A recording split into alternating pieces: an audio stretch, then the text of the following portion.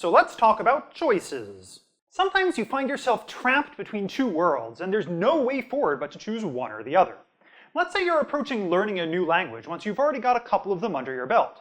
You have to start somewhere, but which road do you take? We're going to investigate today. I'm O.T. Lieberman, and this is the Ling Space.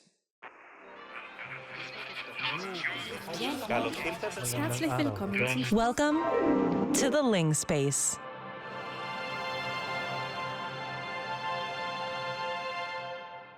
As we've talked about before, when you start acquiring a new language as an adult, you don't start from zero, or even from where you started off as a baby.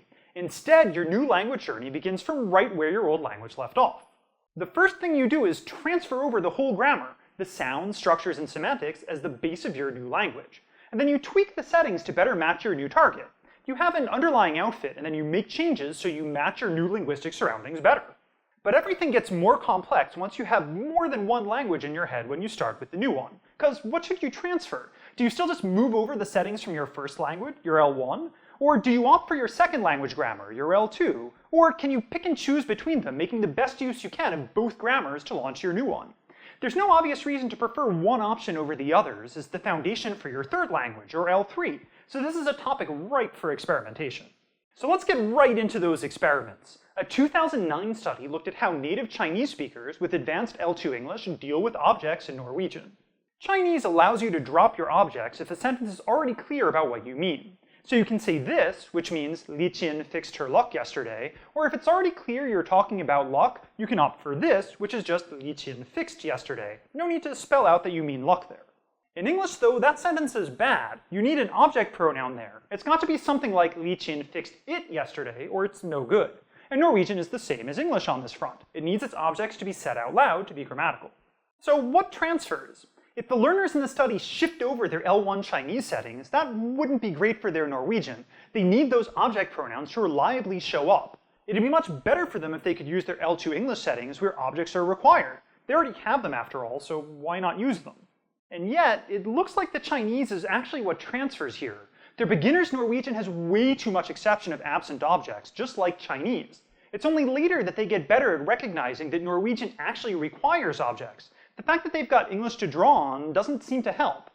So, is that the rule? I mean, it could make sense if the first language you learn is the one you start from when you're picking up a new one, regardless of how many languages you end up learning. The thing is, it looks like maybe there is transfer from the L2 sometimes too. So a 2009 study looked at how learners with different language backgrounds dealt with something called aspect. Aspect is a huge topic in its own right, and we'll come back to do an episode about it in the future. For now, here's what you need to know. Aspect tells you about whether the process a verb describes was finished or not. Take something like Toby drinking a cup of coffee. Aspect is the difference between Toby drank the coffee, where the process of drinking is over, and Toby was drinking the coffee, where maybe she's finished now and maybe she's not. The sentence doesn't actually say. So this is an important distinction to keep track of. Does the verb actually finish verbing or not? Some languages, including Romance languages like Spanish, Italian, and French, track this grammatically. In each, there's a version of the past tense that marks the verb process as either being finished or not.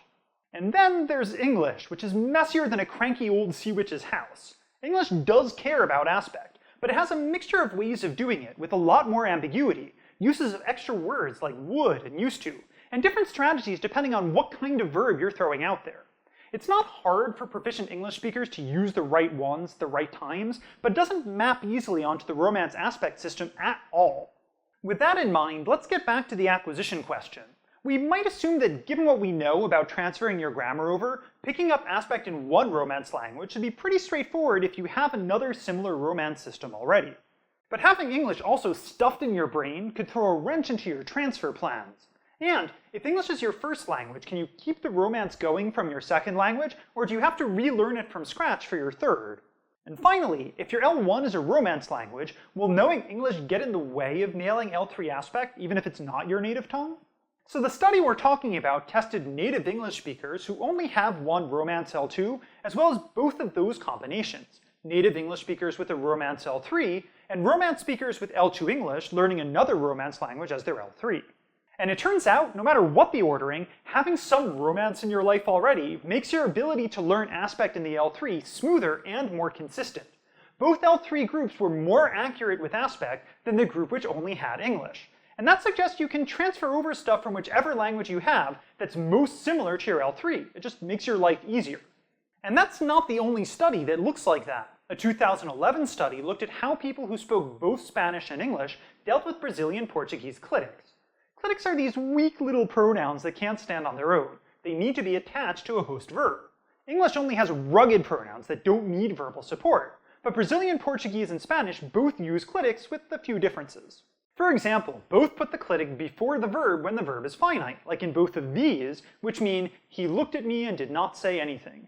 But when the verb is in the infinitive, Portuguese puts the clitic pronoun before the verb, whereas Spanish puts it after, as in these examples meaning to welcome us. And there are a bunch of other differences as well, for whether you can use both a clitic and a noun to point to the same person, what prepositions you need to use, where you can get away without a clitic, and so on. So again, we have two Portuguese learning cases to consider, L1 Spanish speakers who know English, and L1 English speakers who know Spanish. Are there differences in how people deal with clitics if they started off with a language that has them, compared to having learned a clitic using L2 later in life?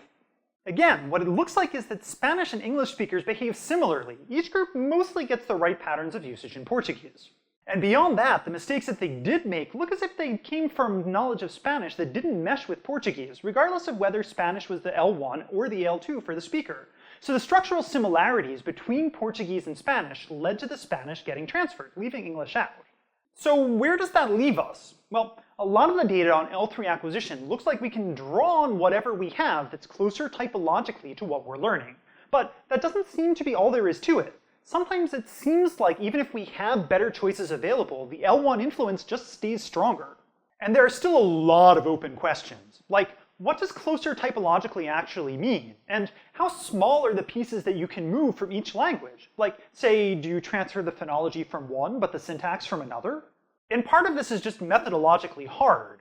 Finding people with the right backgrounds can be really challenging. But it's also that L3 acquisition is a relatively new field, and it's just starting to get a lot of attention now. It's an exciting area. Maybe you can break some ground here.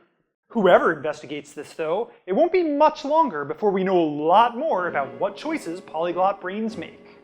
So we've reached the end of the Ling space for this week. If you fixed your luck just right, you learned that linguistic transfer can happen from the first or the second language into the third. That the parts that transfer may be driven by typological similarities between the languages you have and the language you're learning, and that we have a long way to go before we really know how this kind of transfer works.